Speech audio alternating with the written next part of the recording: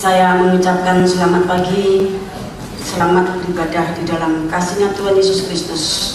Saudara Tuhan, jikalau pada pagi hari ini saya mendapatkan kemurahan dan mendapatkan kesempatan untuk melayani, menyampaikan firman, maka sesuai dengan tugas dan tahbisan saya sebagai tubuh yang menerima firman dari kepala, maka tubuh itu mencerna, memamah biak dan membagikan kepada seluruh organ tubuh, kepada seluruh sel-sel tubuh, supaya semuanya mengalami pertumbuhan yang mengarah kepada kepala. Saudara Tuhan, masih di dalam suasana Paskah, ya, maka kita akan belajar dan mohon kekuatan Tuhan supaya kita bisa mengingat kematian Tuhan, bukan saja mengingat, tetapi kita memikul salibnya setiap hari. Karena demikianlah yang dikatakan oleh Injil Markus, barang siapa hendak mengikut aku, maka ia harus memikul salibnya setiap hari. Mari kita akan bareng baca Filipi pasal yang kedua ayat 5-11.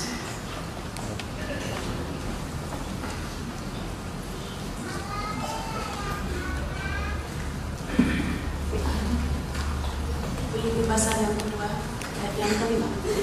Hendaklah kamu dalam hidupmu bersama menaruh pikiran dan perasaan yang terdapat juga dalam Kristus Yesus, yang walaupun dalam rupa Allah tidak menganggap kesetaraan dengan Allah itu sebagai milik yang harus dipertahankan, melainkan telah mengosongkan dirinya sendiri dan mengambil rupa seorang hamba dan menjadi sama dengan manusia. Dan dalam keadaannya sebagai manusia, ia telah merendahkan dirinya dan taat sampai mati, bahkan sampai mati di kayu salib.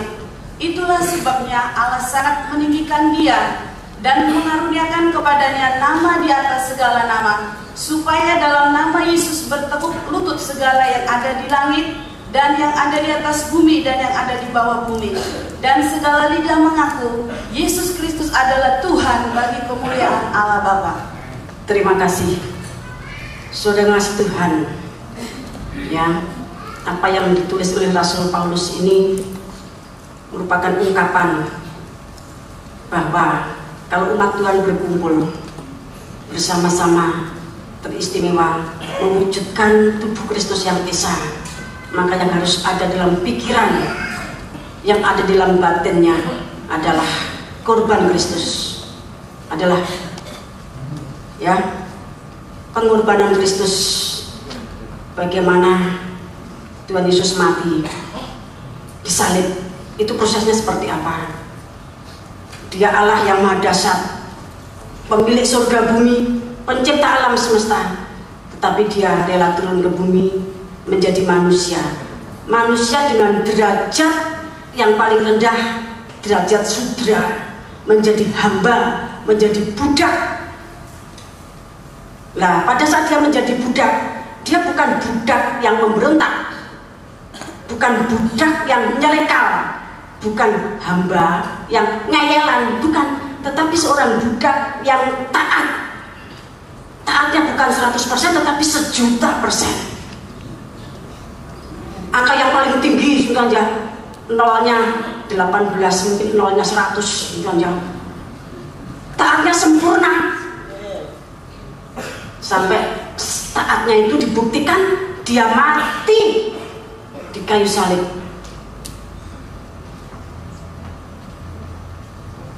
Demikian juga kalau para hamba Tuhan di sini berkumpul, maka perkumpulan hamba-hamba Tuhan ini harus kita semuanya, saya dan saudara semuanya harus punya pikiran seperti yang tertulis dalam Filipi tadi. Kita harus mengosongkan diri dan kita harus belajar taat pada firman Allah. Taatnya 1.000.000%. Taat untuk apa? Untuk mati di kayu salib. Tentunya bukan dalam arti harfiah, karena kita ingin menjadi mempelai, bukan mati secara badan masuk kubur, tetapi mematikan semua tabiat daging, kenikmatan daging, kenikmatan rasa, kenikmatan harta, itu dimatikan pada saat Tuhan menghendaki kita mengalami kelepasan dari ketiga perkara tersebut. Kalau orang Dunia mengatakan 3 ta, ya, harta, tahta, wanita, pria, ya. Ya kalau wanita, masa wanita sama wanita nanti kan lesbi, ya kan, ya. Jelas Tuhan itu dilepaskan. Pada saat itu dilepaskan, satu proses yang berat, seperti orang yang mati mencati sebenarnya. Tetapi Tuhan katakan justru dengan cara seperti itu nanti yang di langit, yang di bumi, dan yang di bawah bumi itu dikalahkan. Yang di langit, yang naik turun surga bumi itu adalah Lucifer. Sedangkan yang di bumi itu nabi palsu, yang di bawah bumi itu di laut yaitu antikris. Antikris itu munculnya dari laut, nabi palsu munculnya dari bumi, bukan dari laut selatan, bukan dari itu arti, ya, dalam arti yang sanepo, figuratif. Laut itu artinya lautan manusia yang banyak. Itu nanti dari situ muncul antikris. Dari grassroots yang memberontak, berombak, itu nanti muncul antikris. Sedangkan dari bumi saja, nanti dari kalangan hamba-hamba Tuhan, tetapi yang jatuh seperti Yudas menjadi nabi palsu. Saudara, kita akan mengalahkan antikris, nabi palsu, bahkan Lucifer. Kalau kita pikul salib dan kita taat sampai mati, seperti Tuhan Yesus mati, dia masuk ke kubur, dia masuk ke bumi yang paling bawah, dia masuk ke dasarnya neraka, dan dia bangkit. Di sana dia mengumumkan kemenangannya. Jadi Tuhan Yesus mati itu justru itu cara untuk dia tuh menang. Nah, kalau kita hamba Tuhan berkumpul, maka pikiran kita, benak kita tuh harus diisi penuh dengan bagaimana kita bisa menyatu, bagaimana kita bisa merasakan penderitaan salib. Tetapi kalau kita sebagai hamba Tuhan cuma mengejar bagaimana kita mendapatkan kenikmatan daging, rasa, dan harta, sebenarnya Gembala kemarin katakan, di tengah-tengah zaman yang sedang dipamungkas, di tengah-tengah gereja yang dipersiapkan untuk menjadi mempelai Tuhan, Tuhan sudah ngesokke itu mencurahkan, dalam arti yang lebih tepat, memberikan semua kekayaan surga, kekayaan rohani, kekayaan jasmani itu dicurahkan kepada gerejanya, supaya gerejanya bisa bekerja pada akhir zaman mewujudkan rencananya, yaitu kerajaan surga di bumi. Itulah tubuh Kristus. Kita bukan membangun rumah tipe yang paling kecil itu tipe berapa? RS ya bukan ya? Bukan. Kita juga tidak membangun rumah tipe 100, tipe 400, tipe 1.000.000. Tidak. Kita tidak membangun kerajaan Mataram, kerajaan Mojopahit, atau kerajaan apapun. Tidak. Tetapi kita membangun kerajaan surga di bumi yang luas wilayahnya itu mencakup seluruh dunia. Segala suku, kaum, bangsa, dan bahasa tercakup di dalamnya. Sudah bisa bayangkan berapa luasnya. Sebab itu dibutuhkan biaya yang banyak sekali. Lah, Tuhan katakan, aku sendiri akan bangkit untuk menyayangi dan mengasihi Sion. Aku akan bekerja keras untuk mewujudkan Yerusalem, untuk mengasihi Sion. Artinya mega proyeknya Allah pada akhir zaman itu Tuhan sendiri yang membiayai. Lah, karena Tuhan itu suami, karena dia itu bos, ya Tuhan tidak turun terus bagi duit di fellowship mana-mana, terus nanti memimpin kegerakan, tuku tiket, naik Singapura, ke Amerika, tidak. Tetapi semuanya itu diserahkan kepada bendahara. Bendaharanya satu nikah. Kalau Tuhan itu mempelai pria, kita mempelai wanitanya. Bendahara dari satu nikah itu siapa? Istrinya. Kalau saudara para suami sudah punya uang, bendahara siapa? Bendahara nikah loh. Istri atau dompet atau ATM. Bendahara dalam nikah itu istri. Lah, karena Tuhan tuh sugih banget, uangnya, berkatnya, semua yang ada di surga dan di bumi itu diserahkan kepada mempelainya.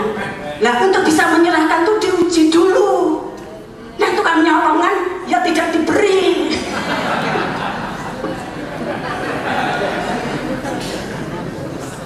Kalau teruji sebenarnya oleh KPK surga diuji sebenarnya, oh jujur 100%.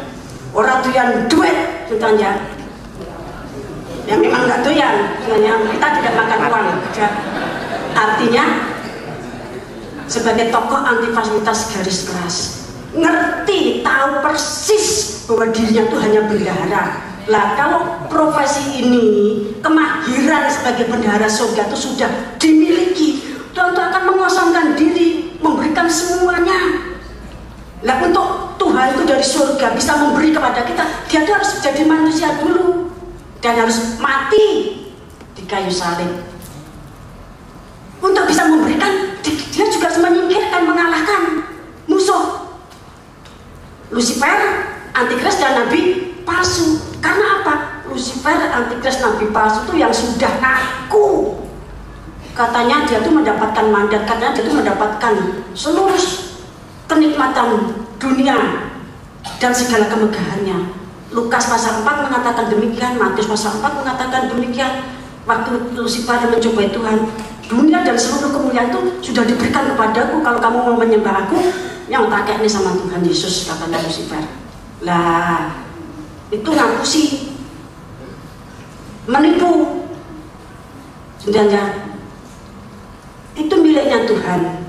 Lah supaya Lucifer tidak bisa ngaku di depan kita, artinya tidak bisa menghambat berkat tersebut, maka Tuhan Yesus harus tersalib.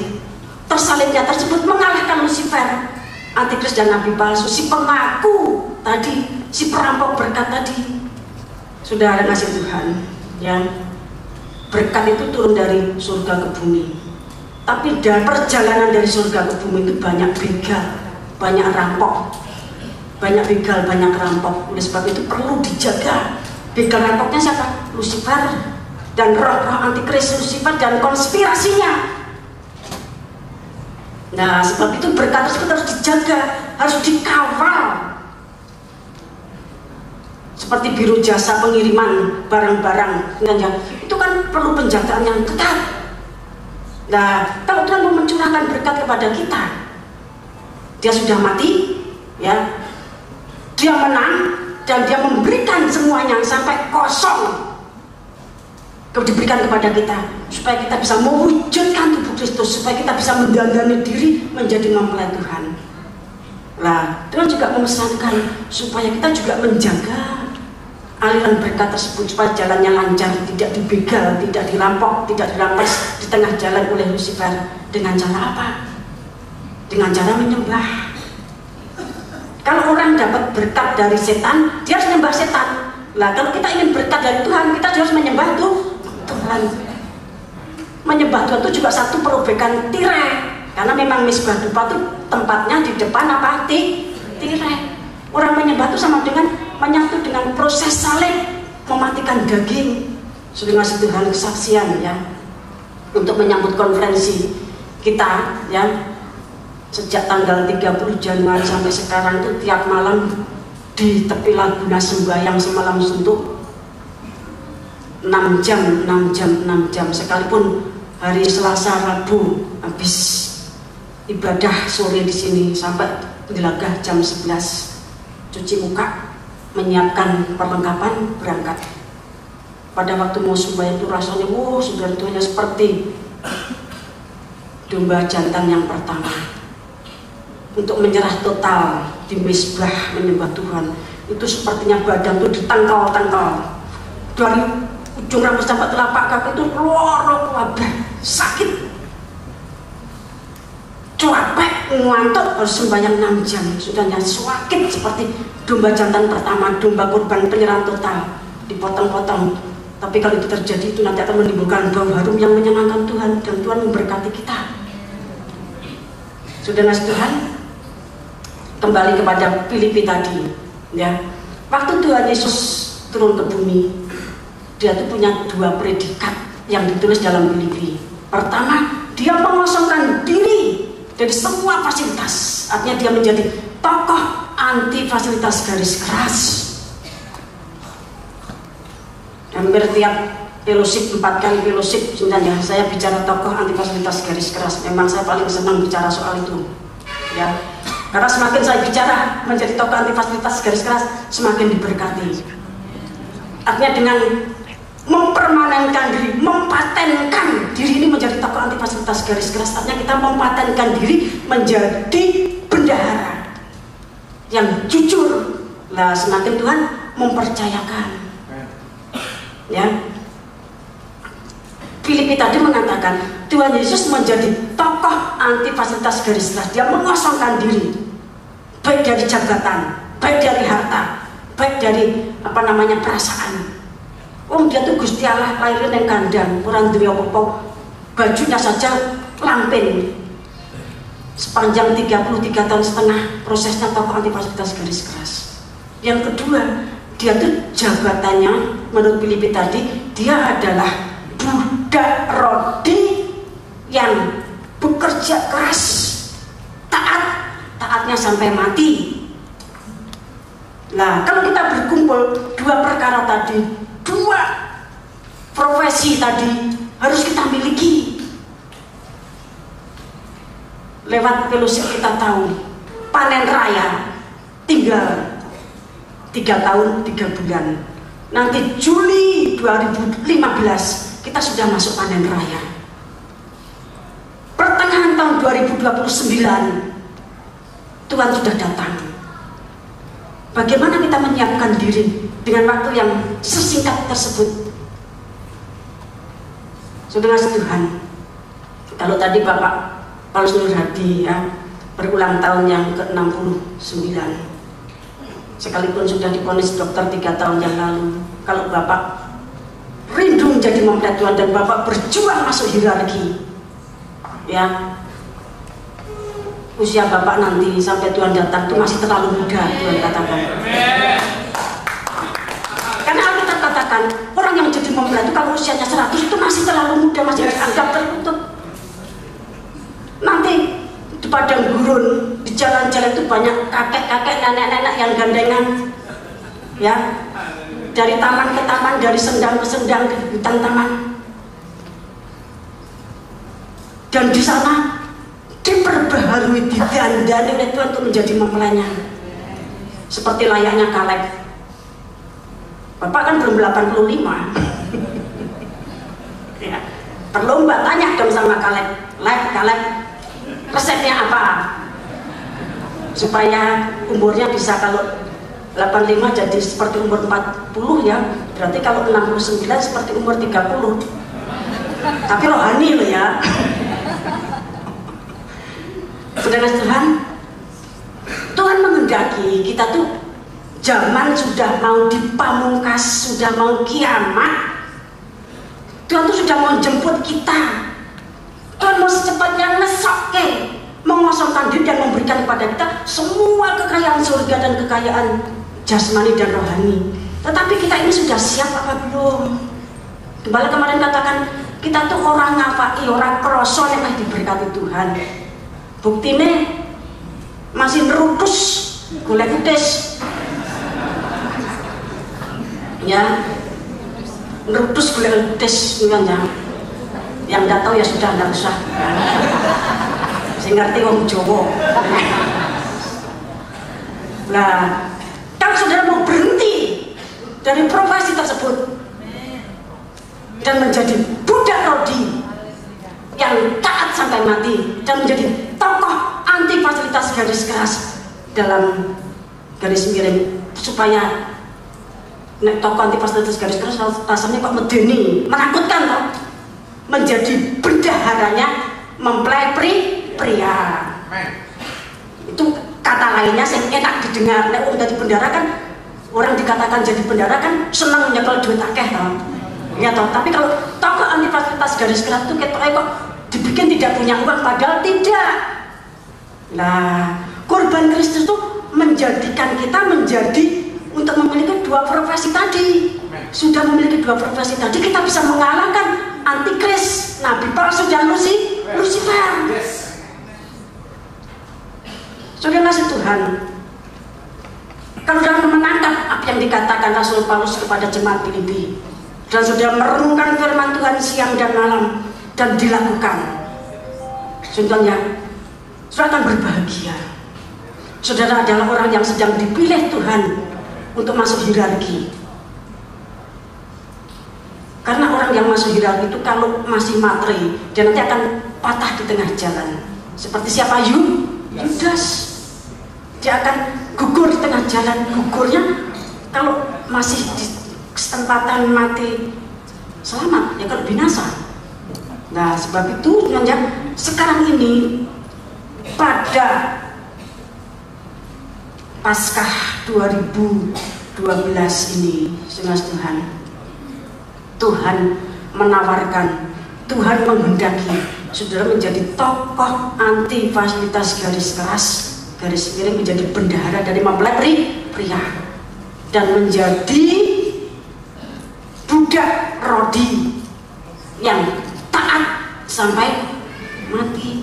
Karena kalau saudara tidak menjadi budak rodi yang taat sampai mati, masuk hierarki, nanti betapa susahnya malaikat sang surya itu memimpin kegerakan. Kemarin kan hierarki dari Indonesia itu 341, itu rata-rata hamba Tuhan, ada jemaat, ada tua-tua sidang, ada jemaat pemuda yang masuk di dalamnya. Tapi mereka semuanya itu harus bisa khotbah dan bisa tumpang tangan, bisa khotbah dan bisa menyampaikan firman, dan bisa tumpang tangan menyatakan mujizat Allah. Itu kriteria orang yang masuk hierarki.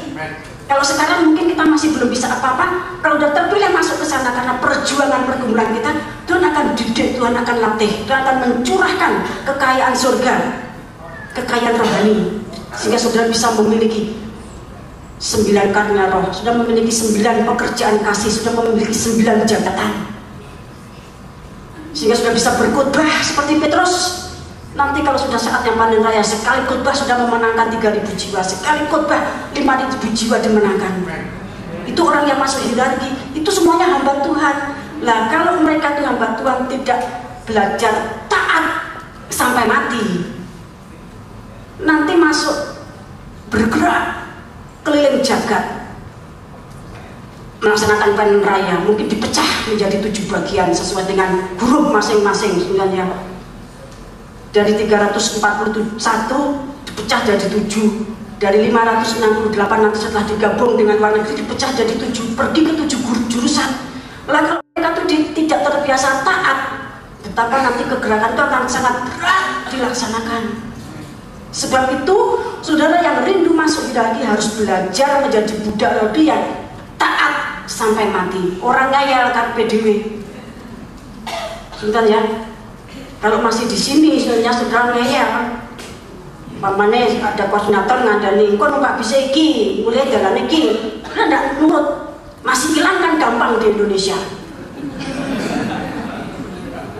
Hilang masih gampang di Indonesia.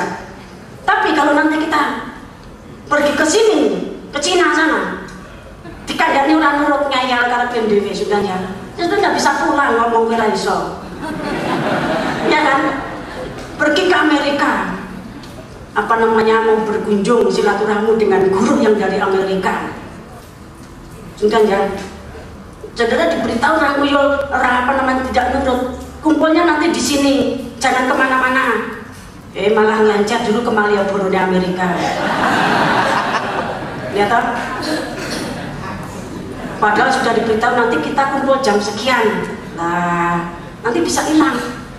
Jadi taat sampai mati itu paten, harus hukumnya wajib untuk orang yang masuk hierarki. Kecuali sudah tidak masuk hierarki ya luweh-luweh sebenarnya, luweh-luweh mau keluyuran kemana-mana ya tidak apa-apa sebenarnya.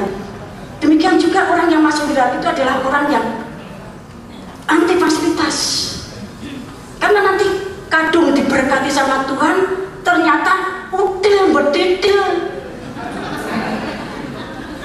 Sebenarnya kalau waktunya janji kasih, sebenarnya waktunya persembahan, waktunya kegerakan untuk menopang, nggak datang.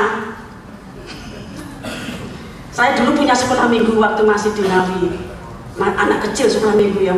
Angger waktu naik kolektor ki mesti nguyuh metu. Loh betul sebenarnya. Itu waktu di Ngawi. Saya guru sekolah minggu, ada murid sekolah minggu. Angger waktu naik kolektor ki mesti keluar. Saya nguyuh lah ya inilah. Lah nanti kalau waktunya edaran kolektor sudah selesai, balik melebu. Itu sekolah minggu. Itu sekolah minggu. Kalau jemaat di sini ya, waktunya kita rapat membicarakan dana, ya. Terus kok orang teko, oh mesti sambel sama gembala. Kalau seperti itu tidak akan diberkati Tuhan. Orang duwewe wedi korban, apalagi kalau punya. Iya tak? Namun sudah Tuhan ya, Tuhan itu maha dahsyat. Tuhan tidak sembarang menuntut untuk kita berbuat. Kalau Tuhan tuh menuntut kita berbuat, Dia tuh tahu bahwa kita cuma asal ngomong. Nanti yang bayar itu Tuhan. Artinya Tuhan akan memberkati kita. Sudah Tuhan, kita harus menjadi tokoh anti-fasilitas garis keras dan menjadi budak rodi. Dan hal ini jangan sampai terlambat. Nanti menyesal belakang. Kita akan melihat Injil Lukas pasal yang ke-16. Injil Lukas pasal yang ke-16.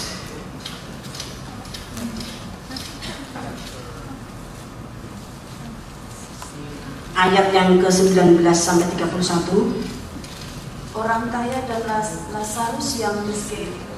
Ada seorang kaya yang selalu berpakaian jubah ungu dan kain halus, dan setiap hari ia bersuka cita dalam kemewahan. Dan ada seorang pengemis bernama Lazarus, badannya penuh dengan borok, berbaring dekat pintu rumah orang kaya itu, dan ingin menghilangkan laparnya dengan apa yang jatuh dari meja yang orang. Saya ulang ayat yang ke-21. Dan ia ingin menghilangkan laparnya dengan apa yang jatuh dari meja orang kaya itu.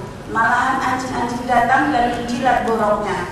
Kemudian matilah orang miskin itu, lalu dibawa oleh malaikat-malaikat itu ke pangkuan Abraham. Orang kaya itu juga mati, lalu dikubur. Dan sementara ia menderita sengsara di alam maut, ia memandang ke atas, dan dari jauh dilihatnya Abraham dan Lazarus duduk di pangkuannya. Lalu ia berseru katanya, Bapak Abraham, kasihanilah aku, suruhlah Lazarus supaya ia mencelupkan ujung jarinya ke dalam air dan menyejukkan lidahku, sebab aku sangat kesakitan dalam nyala api ini. Tetapi Abraham berkata, Anak, ingatlah bahwa engkau telah menerima segala yang baik sewaktu hidupmu, sedangkan Lazarus segala yang buruk. Sekarang ia mendapat hiburan dan engkau sangat menderita. Selain daripada itu, di antara kami dan engkau terbentang jurang yang tak terseberangi, supaya mereka yang mau pergi dari sini kepadamu, ataupun mereka yang mau datang dari situ kepada kami, tidak dapat menyeberang. Kata orang itu, kalau demikian aku minta kepadamu Bapa, supaya engkau menyuruh dia ke rumah ayahku, sebab masih ada 5 orang saudaraku, supaya ia memperingati mereka dengan sungguh-sungguh, agar mereka jangan masuk kelak ke dalam tempat penderitaan ini. Tetapi kata Abraham, ada pada mereka kesaksian Musa dan para nabi, baiklah mereka mendengarkan kesaksian itu. Jawab orang itu, tidak Bapak Abraham, tetapi jika ada orang yang datang dari antara orang mati kepada mereka, mereka akan bertobat. Kata Abraham kepadanya, jika mereka tidak mendengarkan kesaksian Musa dan para nabi, mereka tidak juga akan mau diyakinkan, sekalipun oleh seorang yang bangkit dari antara orang mati. Terima kasih. Apa yang disabdakan Tuhan Yesus Kristus dengan menggunakan perumpamaan, ya, orang kaya dan Lazarus, itu merupakan satu, bukan sekedar cerita, itu kenyataan hidup. Ada manusia yang mati masuk Hades, ada yang masuk Firdaus. Orang yang kaya raya yang tidak pernah susah, yang tidak pernah menderita, tidak pernah menjadi budak rodi, dan tidak ada fasilitas, dan tidak mengenal Allah, tidak ada perbuatan yang untuk Allah. Dia mati berada dalam penderitaan. Tadinya kaya raya, sekarang setetes air pun tidak punya. Sedangkan Lazarus, ya, yang dikatakan Lazarus itu menggambarkan bukan sembarang orang, tetapi orang yang mentaati firman sampai kondisinya tuh seperti kere. Ya, tokoh anti fasilitas garis keras. Namun pada waktu mati, selamat tentunya bukan sembarang kere, bukan sembarang pengemis, bukan. Tetapi orang yang miskin di hadapan Allah, tetapi dia punya kerajaan surga. Ini kegenapan Matius pasal 5. Orang miskin tapi punya kerajaan surga. Bahasa kita sekarang, tokoh anti fasilitas garis keras. Karena dia hanya bendahara dan semua hartanya adalah untuk membangun kerajaan surga. Yang pada waktu dia mati, dia ke sana. Tetapi kita tidak mati, kita akan menjadi memulai Tuhan. Tuhan menetapkan kita menjadi budak rodi yang taat sampai mati. Dan tokoh anti fasilitas garis keras. Karena jangan sampai sudah berkali-kali fellowship disampaikan terus seperti itu. Tetapi kita tidak memahami. Jangan sampai kita baru pengen, kita baru mau menjadi budak rodi dan tokoh anti fasilitas garis keras setelah seperti orang kaya tadi. Kan bisa diingatkan oleh Bapak Abraham, kamu waktu di bumi, kamu tuh menerima semua yang enak, sedangkan Lazarus semua yang buruk, budak rodi, kerja keras, taat sampai mati, dan tokoh anti fasilitas garis keras. Sedangkan kamu, nah, apa yang dikatakan oleh Tuhan Yesus itu jangan sampai terjadi dalam kehidupan kita. Jadi selagi kita masih bisa mendengarkan firman dan menikmati kuasa kebangkitan Tuhan, biarlah kita menjadi seperti Lazarus. Ya, dalam artian kita mengosongkan diri, kita menjadi bendaharanya Tuhan, kita menjadi tokoh anti fasilitas dan kita kerja keras, taat sampai mati. Karena Bapak Abraham mengatakan, ya, orang yang binasa tadi kan ngomong, aku masih punya saudara 5 orang di bumi, tolong diberitahu mereka supaya jangan masuk ke sini. Oh, di sana ada kitab para nabi. Terus dia ngomong lagi, tolonglah si Lazarus itu suruh balik. Berarti Lazarus itu siapa? Kalau dia bisa bangkit dan balik itu menunjuk pada siapa? Tuhan Yesus. Lazarus itu suruh ngomongin dulure, suruh, dia kan sudah mati tapi suruh balik, suruh bangkit. Abraham katakan, kalau firman saja tidak diturut, dia juga tidak akan percayakan kuasa kebangkitan Tuhan Yesus. Kuasa kebangkitan Tuhan itu tidak ada manfaatnya. Kuasa kebangkitan Tuhan itu hanya bermanfaat, bisa berguna untuk orang yang taat firman. Ya, jangan sampai kita terlambat. Jangan sampai kita terlambat karena kita tidak tahu nasib manusia. Kemarin masih fellowship, sekarang sudah tidak ada. Ya. Nah, sebab itu supaya masing-masing sebenarnya memperhatikan firman, supaya kuasa kebangkitan Tuhan itu nyata dalam kehidupan kita dengan cara mentaati firman. Kalau Tuhan menghendaki kita menjadi tokoh anti fasilitas garis keras, maka kita juga menjadi tokoh anti fasilitas garis keras. Kita akan membaca lebih lanjut 1 Korintus pasal yang ke-6 ayat 19 sampai 20.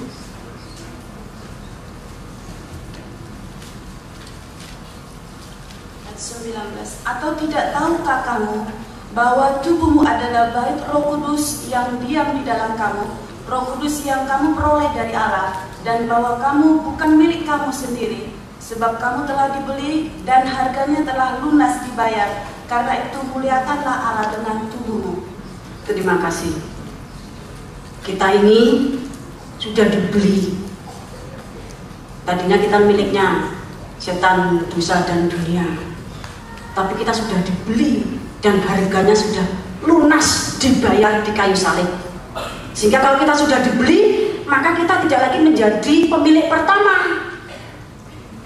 Pemilik pertama, kita hamba kepada dosa, kepada setan, dan kepada kebinasaan. Tapi kita sudah ditebus, kita sudah dibeli, dan harganya sudah lunas dibayar di kayu salib. Sehingga kita itu bukan milik kita sendiri lagi, tetapi menjadi milik yang Dia yang membeli kita, yang membayar dengan harga tunai, yaitu darahnya. Kita menjadi miliknya Kristus. Karena pada zaman itu masih marak perbudakan. Tanya, tadinya kita menjadi budaknya setan, kita menjadi budaknya dunia, menjadi budaknya dosa, hamba setan, hamba dosa, hamba dunia. Tetapi karena dibeli Tuhan, kita menjadi budaknya Tuhan, hambanya Tuhan, menjadi miliknya Tuhan. Hambanya Tuhan, budaknya Tuhan itu kalau bahasanya tahbisan, kita tuh menjadi imamat rajani, hamba-hamba Tuhan yang berkumpul, yang jumlahnya banyak. Ada Aaron, ada imam-imam, ada suku Lewi, semuanya ditahbis untuk membangun kerajaan surga di bumi. Itu namanya imamat rajani.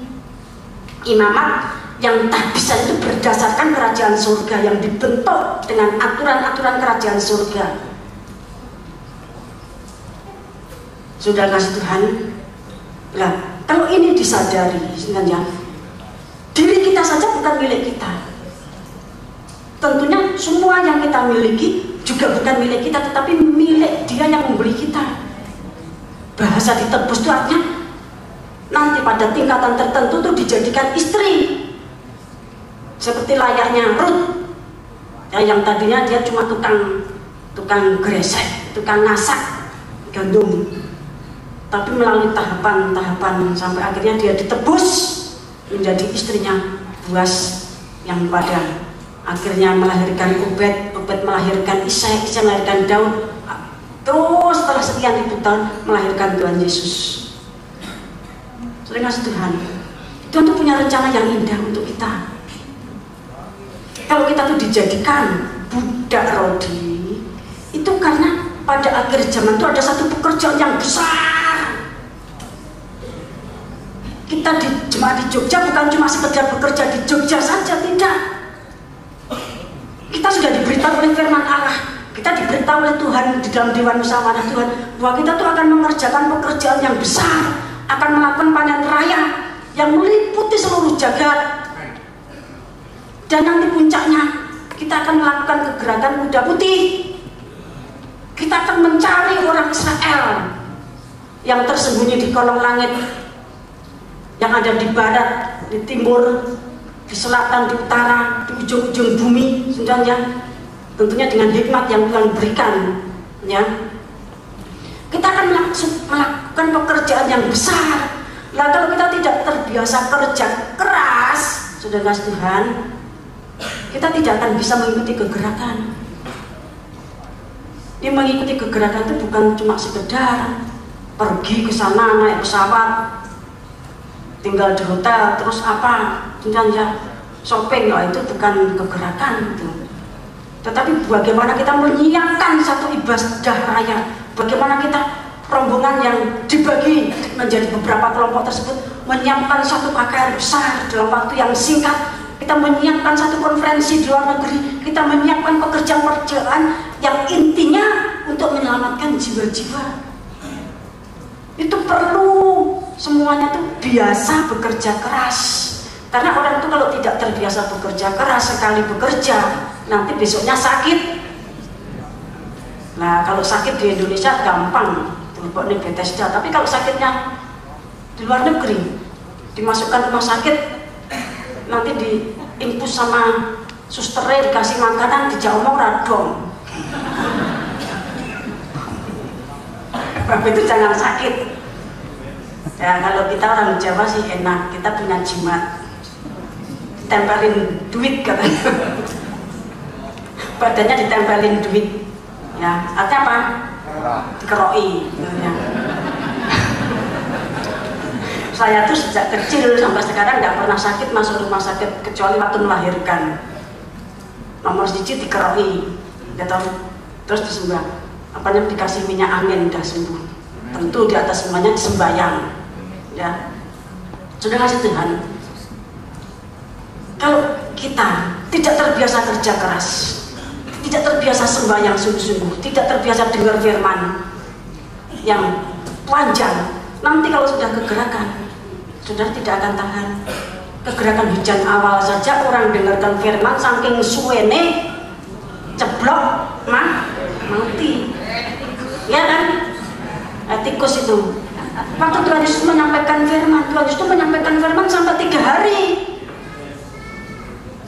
hari, sehingga murid disuruh memberi makan. Mereka sudah 3 hari mengikuti aku, mungkin pindah-pindah dari sana ke sana, ketut budi Tuhan.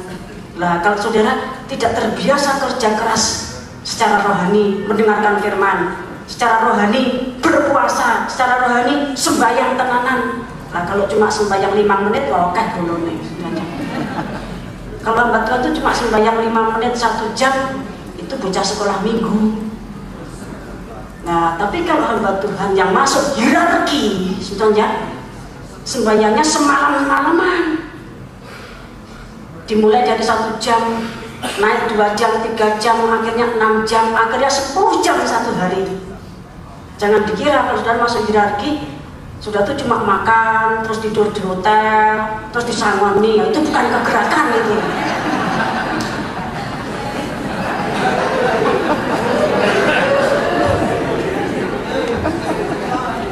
Sekarang kan sedang rekrutmen, ya kan? Tapi nanti kalau sudah yang terjalin, wah dituduhi mendino. Kalau sudah nanti terpilih, wow kayak emas, kayak perak, kayak permata, kayak kayu, kayak jerami, kayak rumput kering seperti 1 Korintus pasal 3, begitu kan? Nah Tuhan pilih. Nah kalau emas ya nanti terus emas 1 talenta sama Tuhan dibakar, dituduhi menjadi apa? Pelita emas. Kalau permata ya ditatah, ditaruh di tapal dadanya imam besar. Kalau sekarang kan belum, jadi eman-eman, wong anak baru balik toh, apa namanya sih, wah sih enak-enak, ya toh. Nah nanti kalau sudah terekrut, sudah akan jengking, sudah tanya. Sembahyang 10 jam, ditaruh di hutan untuk sembahyang. Itu orang yang masuk hierarki, sudah saya beritahu dulu supaya sudah nanti tidak kaget, ya.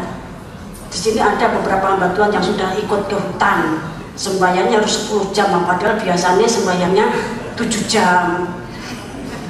Biasanya 7 jam kok disuruh 10. Wah, itu namanya murah, ya tahu? Kemurahan lebih dari semuanya. Sudah dikasih banyak, sudah ya. Nah, sudah Tuhan. Kalau kita sadar kita bukan milik kita sendiri, maka kita akan menghamba kepada orang yang sudah membeli kita, yaitu siapa? Kristus. Sudah Tuhan, ya. Sampai nanti break saya akan sedikit bersaksi bagaimana kami suami istri dengan dibantu para wakil gembala, para ketua sidang, dan para imam-imam menggembalakan jemaat kecil ini, sampai dari jemaat yang kecil ini sebenarnya bisa terekrut 171 orang masuk hierarki. Sekarang sudah terisi 171 orang yang masuk hierarki, kurang 170 ditawarkan pada saudara, rebutan. Setiap fellowship sudah diberi kesempatan untuk masuk hierarki, sampai nanti puncaknya konferensi 13-16 November, dan ditutup seminar tutup tahun. Itu rekrutmen yang Tuhan kerjakan atas saudara. Sedangkan dari kita, ya, saya mendampingi Romo menggembalakan jemaat ini sejak tahun 84 akhir, dan mendapatkan pewahyuan tahun 87. Terus sejak itu jemaat dibentuk. hamba-hamba Tuhan yang berfellowship, ya, para murid-murid LPBKBI dan STTBKBI yang akhirnya menjadi full timer. Mereka dibentuk, mereka ditempa, mereka dididik untuk menjadi tokoh anti fasilitas garis keras. Dan mereka dibentuk, dibacakan untuk menjadi budak rodi.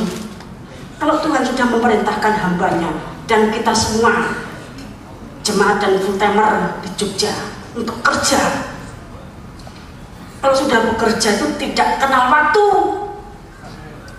sampai jam 2 malam, sampai jam 4 pagi, sampai jam 6 pagi. Ada saat-saat seperti itu untuk membentuk orang-orang yang sudah terikut masuk hierarki 171 itu.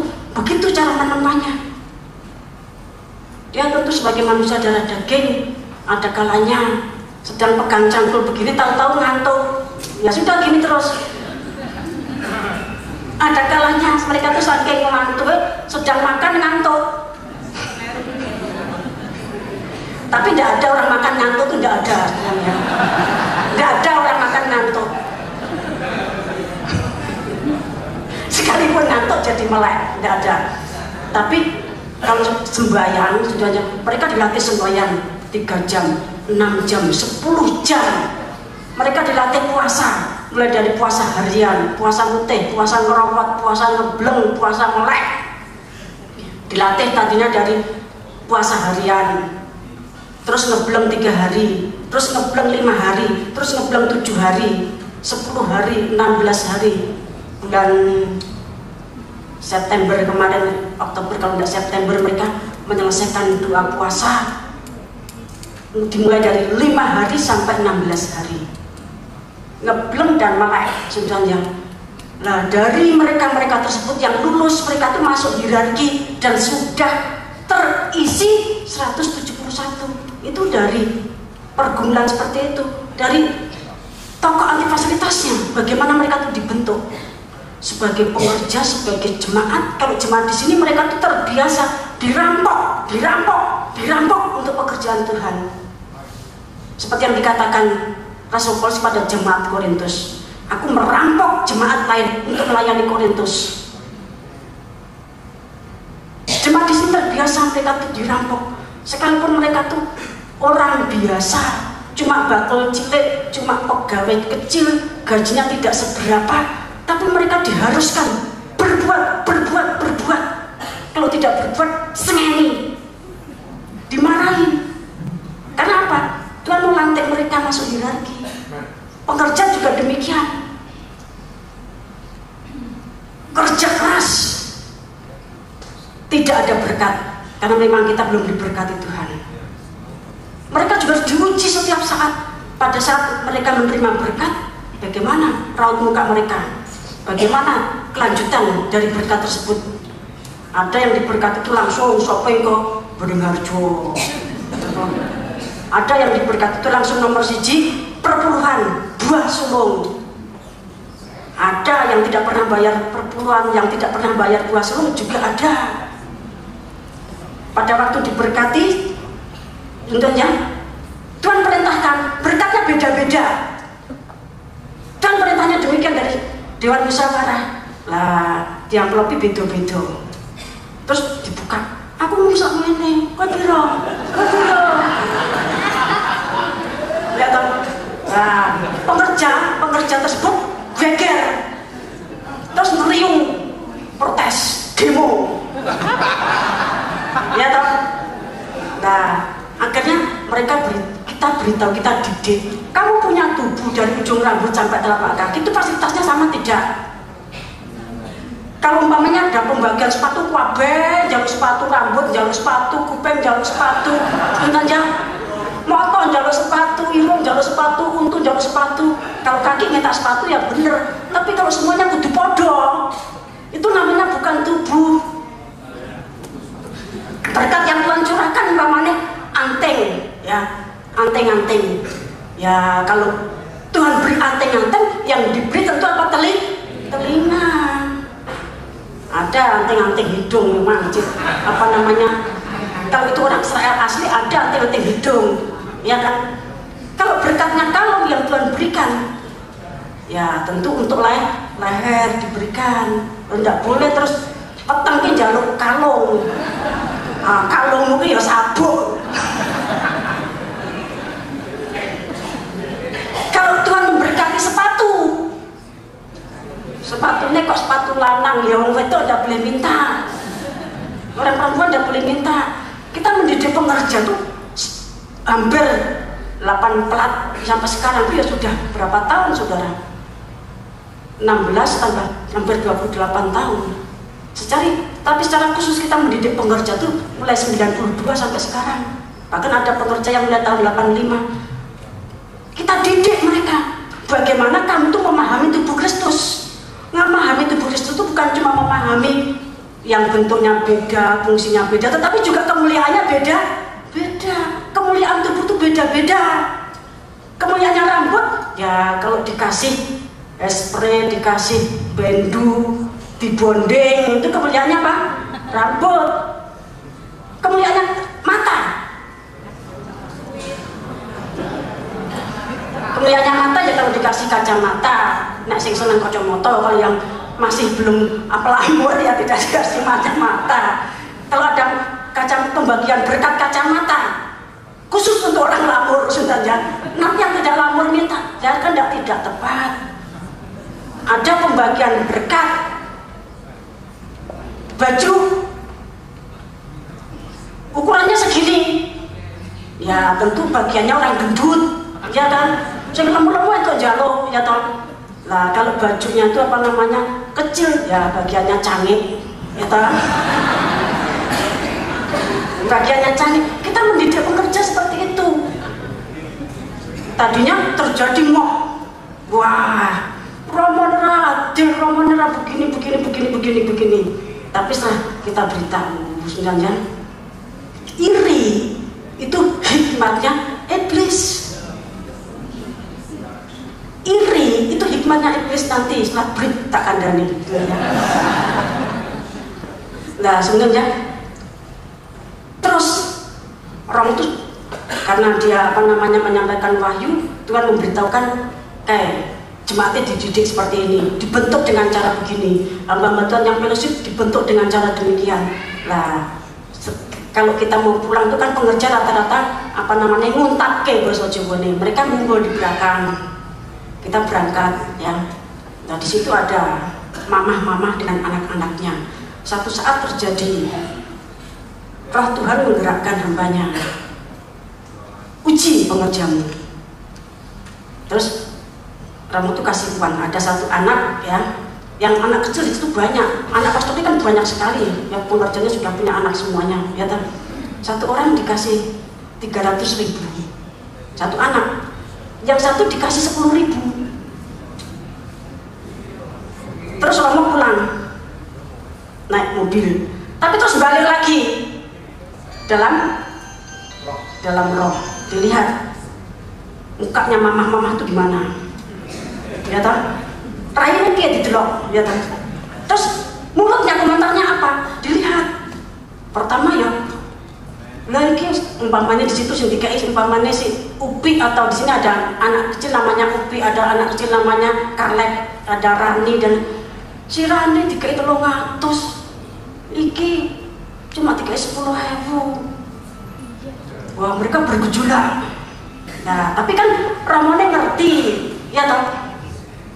Mobilnya sih sudah pergi, sudah sampai jalan Godean, tapi orangnya masih di Ngeriung, Ramone masih di situ di belakangnya orang yang masih ngoceh tadi, ya toh. Nah satu saat pengerja dikumpulkan. Kalau kamu masih punya rasa iri, berarti kamu masih nyimpan hikmatnya iblis. Ya, setelah dimarahin, diuji lagi. Satu saat ganti anaknya orang lain, dikasih 500.000, yang sini dikasih 1 juta. Yang satunya, yang lainnya tidak dikasih semuanya. Wah mereka sudah menahan diri. Darah Yesus, darah Yesus, darah Yesus. Hei jiwaku tenanglah. Hei jiwaku tenanglah. Romo nenek kene. Pengerja itu pinter kan, sudah tahu mereka menahan diri. Panggil darah Yesus maksud supaya setan tidak menggoda, ya. Supaya setan tidak menggoda. Seperti itu tuh sudah berjalan berpuluh-puluh tahun. Kalau pewayan nanti sudah 25 tahun, mereka tuh sudah dididik hampir 25 tahun. Dengan cara seperti itu bagaimana mereka itu mengalami kelepasan. Mereka dikumpulkan, ada wakil gembala, ada yang pengawas, ada dosen, semua kumpul jadi satu. Ada juga yang mandor, maksudnya menjadi kepala leader, tapi ada juga yang pekerjaannya biasa-biasa. Berkat dibagikan, wabah diamplopi, ya sudah diberitahu, ojo dibuka, engkau dibuka ini tekan rumah, ya tahu? Kan namanya pengerja kan cerdas, umpamanya dibaginya di pastori saya, mereka kan pulang 5 meter kan sudah sampai rumah. Kalau di gelanggang paling 10 meter sudah sampai rumah, tidak boleh dibuka, dibukanya di rumah. Yang boleh tahu cuma istrinya kalau kamu suami, yang boleh tahu cuma suaminya kalau kamu istri. Nah mereka ada yang tidak taat, pada awal-awalnya tidak taat, kan jelas beda. Ya kan kalau dosen sama mahasiswa berkati podo, mahasiswa kan harusnya bayar kan.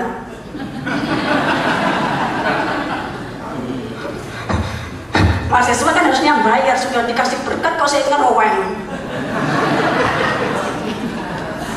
Nah, setelah dibagi-bagi begitu, rombongan keliling dalam roh, badannya dia dekem di kamar kan, tinggal di kamar, tapi rohnya keliling di delok sitok-sitok, dilihat satu-satu, masih ada moh. Tapi sejak pembukaan gerbang Papua, sejak MP3 demi MP3 dilaksanakan, sebenarnya mereka sudah mulai terbentuk menjadi tokoh anti fasilitas garis keras dan menjadi budak rodi. Sekarang pengerja itu bisa bekerja dengan mulai pagi jam 6 kumpul sarapan, terus mereka berangkat lembur sampai jam 2, lembur sampai jam 4, tidur 1 jam, jam 6 bangun kumpul. Sudah terbentuk seperti itu, sehingga kalau kita nanti tahun 2013 melanglang jagat menjangkau 227, kita sudah siap, pengerja itu sudah siap kerja keras. Mereka juga sudah siap menjadi budak rodi, tokoh anti fasilitas garis keras. Mereka menerima berkat berapapun, mereka sudah tidak ada hatinya damai. Yang satu dikasih 100, yang satu dikasih 1 juta, mereka sudah tidak menyimpan hikmat iblis. Yang satu dikasih 2 juta, yang satu dikasih 5 juta, mereka sudah tenang semuanya, menyadari. Kalau orang itu sadar tubuh Kristus, ngerti dari ujung rambut sampai telapak kaki, sebenarnya orang akan menerima apapun yang Tuhan berikan kepada kita, baik yang baik maupun yang jahat. Basa Jawane bejo cilaka, kita mengucap syukur. Bejo cilaka kita mengucap syukur. Proses salib, proses kebangkitan, kita mengucap syukur. Kita mengucap syukur. Saya juga mendidik anak-anak saya, anak-anak kandung saya. Biasa kan namanya anak-anak tuh biasanya, kayak Mbak Tas segini, aku segini. Nah, tapi mereka dididik.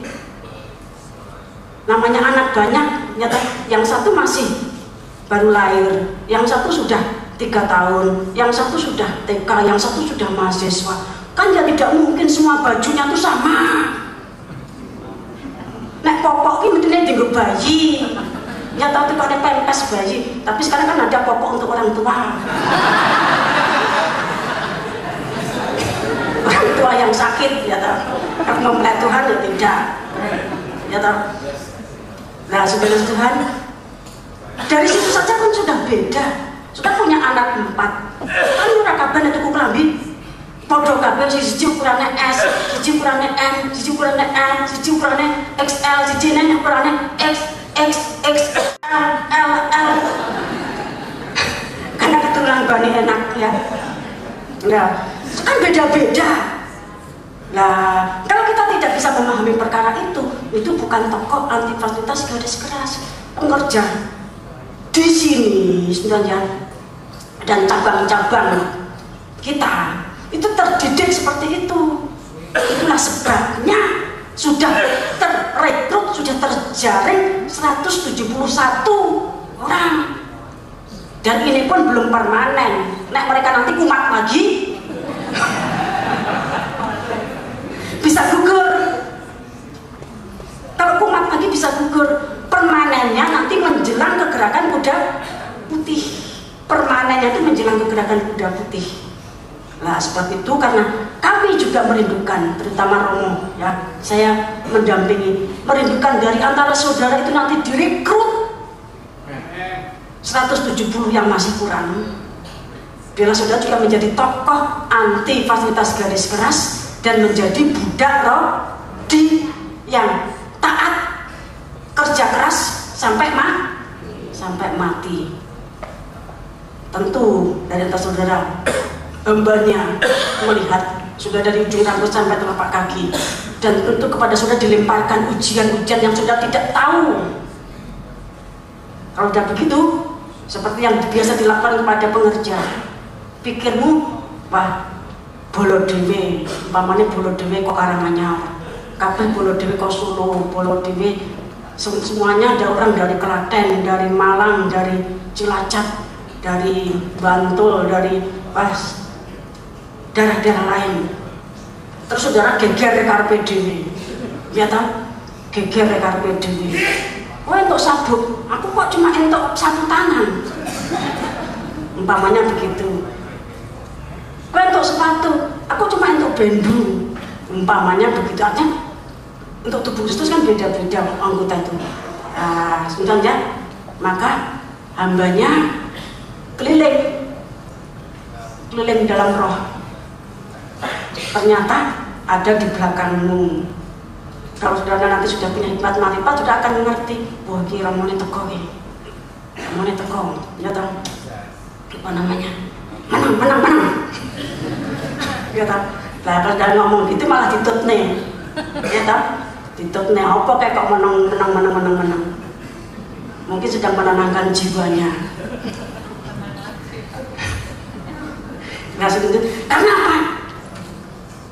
Kita dibiayai oleh Tuhan dengan biaya yang tidak sedikit. Tuhan punya tujuan.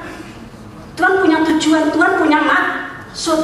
Kita sedang melakukan rekrutmen 170 orang. Itu kan harus dipilih-milih. Orang segini banyaknya itu kan ya tidak gampang kalau Tuhan tidak memberikan hikmat. Sedangkan kriterianya cuma 2 untuk hari ini. Ya toh? Sudah menjadi tokoh anti fasilitas garis keras dan menjadi budak rodi pembangunan bait Allah yang taat kerja keras, taatnya sampai mati, sampai merasakan proses salib yang begitu berat. Apakah tujuannya Tuhan itu mau membunuh kita? Tuhan mau menjadikan kita kiri? Oh tidak, kemarin hambanya sudah janji akan menunjukkan bagaimana Tuhan itu mau melimpahkan berkat rohani dan jasmani untuk mewujudkan rencananya pada akhir zaman. Karena apa? Indonesia itu dipilih Tuhan untuk melaksanakan semua keputusan Tuhan. Tadi yang dipilih Tuhan Israel, tapi karena Israel ya balik loh, merampok semua berkatnya Tuhan, ya akhirnya diberikan pada satu bangsa, yaitu bangsa Indonesia. Sebab itu kita di sini harus bisa menunjukkan diri bahwa kita tuh bisa dipercaya oleh Tuhan. Kita harus menunjukkan diri bahwa kita tuh tidak seperti Israel. Kita bangsa Indonesia. Kita bisa dipercaya. Kita bangsa yang punya moralitas, kita punya etika, kita punya tahbisan, dan kita punya firman Allah dan Roh Kudus. Kita akan break ya, nanti sampai jam 11:30 kita akan kembali lagi. Mari kita akan berdoa.